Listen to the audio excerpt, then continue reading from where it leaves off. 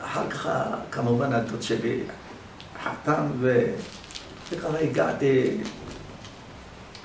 לארץ עם עליית הנוער.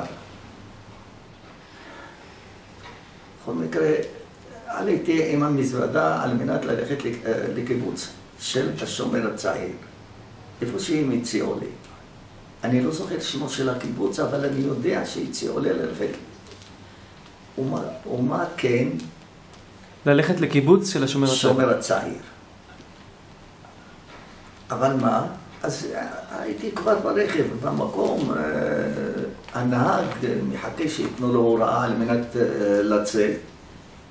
אבל בינתיים, כל עוד ולא קיבל הוראה, אנחנו, כל הילדים בתוך הרכב ממתינים, מתי שיזוז הרכב, אבל פתאום נכנס אדם חרדי, דתי, אני לא הבנתי אז חרדי, אבל הייתי מישהו עם זקן וזה. הוא שאל לי מי רוצה ללכת למקום דתי? אמרתי לו, אני הצבעתי, כן, אני רוצה. אבל הבנת עברית מלא? פיקס? לא הבנתי עברית, קצת ככה, הרי למדתי באוצר התורה, אמרתי לך. אוקיי. למדתי באוצר התורה, ושם לימדו אותנו קצת, כמה שיכול בסדר. הוא אומר לי, הראיתי לו את המכתב, הגשתי לו את המכתב, אתה מעוניין? כן, מעוניין. אז בוא, תביא את המזוודה שלך. הוא לקח אותי ישר לישיבת תפארת ישראל בחיפה. לישיבת תפארת ישראל בחיפה, ושם אני לא יודע בכלל מה זה נקרא ישיבה. המושג של ישיבה, פעם ראשונה שאני שומע מילה ישיבה, זה כשהגעתי לישיבת תפארת ישראל. כמובן קיבלו אותי ככה יפה מאוד, הראש ישיבה. הוא נתן לי לראות אם אני יודע לקרוא משהו. ידעתי קצת לקרוא, הייתי בסך הכל בגיל 12. אולי פחות, אבל ודאי לא יותר, כי עדיין לא עשיתי בר מצווה. בסדר, הרב, אתה מעוניין ללמוד אצלנו? כן, בסדר. אז תראה, ברוך השם, שם התחלתי כבר להרגיש כבן חורין. מה זה בן חורין? לא חיפשתי, אני יודע, ניתן לי פרוסת לחם. לא הייתי צריך, אני יודע לקבל מכות בשביל שאני עומד לחנות על מנת שדוד שלי ייתן לי פרוסת לחם. לא הייתי צריך לעבור מבית לבית ולהסית אחרים שלא יקבלו אותי. אז ידעתי שאני שמה יש לי הכל, אבל מה? היו לי קשיי קליטה כמובן, ולא רק זה, היו דברים שאני לא התרגלתי עליהם. למשל נתנו כל מיני דברים שאני לא הכרתי אותם, אז הייתי קצת, למרות שנאמר לא עד כדי כך הייתי שבע במרוקו, אבל בכל זאת יש דברים שנאמר, לא רגיל לאכול, אז גם אז קצת לא היה כל כך בעניין, אבל זה לא היה כל כך מפריע לי לאכול את זה. אם אני לא אוכל את זה, אז אני אוכל את זה. וכמובן הראש שיבה היה כל כך לא... מה למשל לא אהבת? מה זה מלפפון? לא, מה זה... לבן ודברי גבינה, כל הדברים האלה לא ראיתי אותם במרוקו. יכול להיות שקיימים, אבל זה אני כבר, זה בשבילי, זה מעדנים, אז לא כל כך, אצל ההורים שלי, אני לא כל כך מספיק גדלתי כדי שאני אראה מה השפע שיש בבית, מה אין. אבל לאט, ברוך השם, אני יודע. והייתי נכנס לכיתה, כמובן, מה אני יכול להבין משהו מהם, שום דבר, ובפרט שהגאית שלהם, של הרבנים שלימדו תפארת ישראל? בישיבות, בתפארת ישראל, זאת אומרת, הגאיה שלהם נקטע כזה אשכנזית, ולא הייתי מבין שום דבר, כלום. בשיעור, איך שאני עולה, נכנס לשיעור, ככה אני יורד גם כן. אני רק ממתין עד שיגיע זמן האוכל, מצלצלים, זמן האוכל, אני הולך להתפלל מנחה, אחר כך נכנסים לחדר האוכל, מה שאני יכול לאכול אוכל, מה שאני לא אוכל, וככה זה היה. בלילה היה, הרב הוסיף אותנו, אני זוכר טוב, מסביב לטבע, והיה מוכן אותנו. אני לא מבין כלום, שום דבר, לא למדתי כלום, גם אני לא מבין את השפה של המשגיח. כי הוא שאל את האשכנזית, ואני לא הבנתי בדיוק מה הוא מדבר, אז במקום זה כל הזמן צוחק, אבל היה כל כך אדם טוב. אתה היית צוחק כל הזמן? כל הזמן. צוחק לא ישבנו בכיתה, כל אחד בפינה, ואז אני ישן שם בכיתה בשלום על ישראל. לא שומע אפילו מה הרב תנחום, במקרה קוראים לרב שלנו, הרב תנחום, אני זוכר אותו. זה צדיק לברכה, אני מאמין שהוא כבר בעולם אחר, אבל הוא היה לא סתם אדם. אבל מה כבר יכול לעשות? יש הרבה בכיתה, לא יכול להתמקד רק אליי, להתמקד עם כל... לא הייתי לומד שום דבר, וגם לא היה מפריע לי הרב.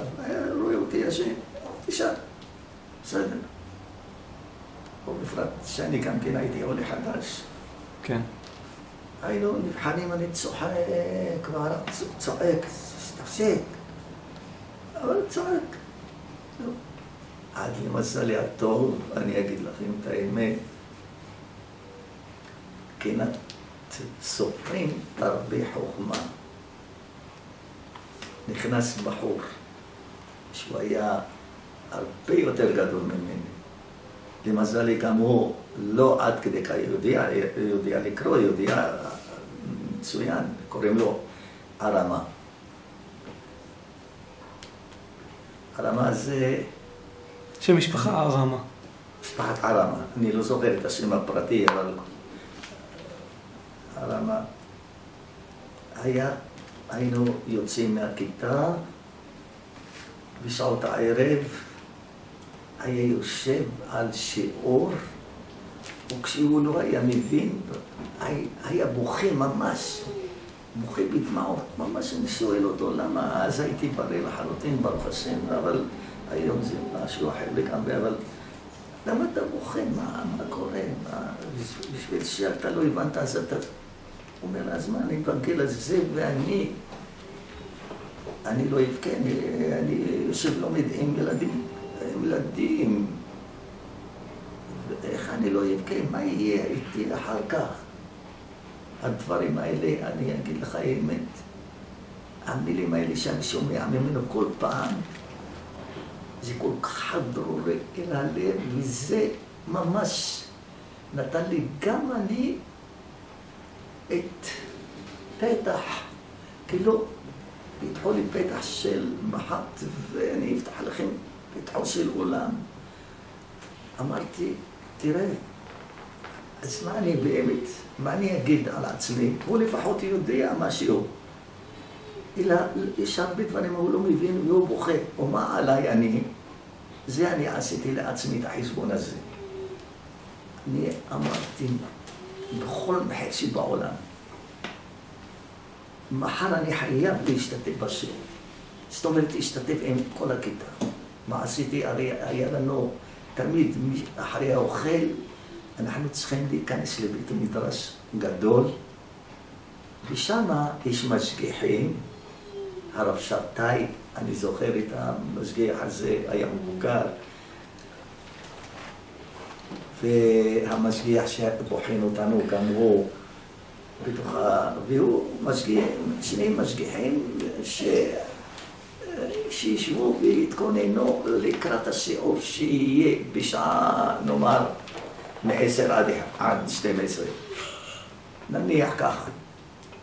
כן. אז מה עשיתי אותו יום שכבר החלטתי, אני חייב לשבת כאילו, לא יכול להיות. אני לא מבין כלום, מה אני כבר, הלכתי לאיזה, לבחור שאני קצת, אני בידידות איתו, אני מבקש ממנו, תעשה לי טובה, רק תלמד אותי את השורה הזו, שורה אחת. זאת אומרת, בדקתי מאיזה דף עד איזה, מאיזה שורה עד איזה שורה, יושבים ולומדים באותו יום. אז הלכתי אצל הבחור הזה, תלמד אותי, למד אותי. אחר כך חתי למשגיח, לימד אותי את השורה השנייה. למשגיח השני, לימד אותי את השורה השלישית. עוד פעם עשיתי סיבוב, עוד פעם. כל אחד לימד אותי שורה באותו יום, הבנתי את השיעור ככה. זאת אומרת, לפני שהגעתי לרב. עברתי על זה עוד פעם ועוד פעם ועוד פעם, עד שכל כך היה הדברים ברורים לי, וידעתי לקרוא גם כן. כמובן, אני נכנסתי כרגיל לשיעור, בשעה 10 שמתחילים את השיעור, עלינו כולנו, שמענו צלצול להיכנס לשיעור, נכנסנו, אז כמובן ניגשתי וישבתי בפינה כמו כל יום. הרב חושב, או השאר הילדים של הכיתה, אז שוב אני אישן כמו שכל, אבל מה זה? אותו יום זה לא היה ככה. אותו יום השתניתי מהקצה לקצה. אותו יום ראה אותי הרב, איך אני משתתף, איך אני שואל, איך אני מתעניין, איך... חשב זה נס. חיכה לי מחר. עוד פעם, חזרתי על, אני רוצה לומר לכם, בקיצור נמרץ. ברגע שלקחתי את עצמי לידיים, אחרי 3 חודשים, הציעו שאני אעבור לכיתה אחרת, לשיעור אחר. אחרי 3. כיתה יותר גדולה. כיתה יותר גבוהה, שיעור יותר גבוה.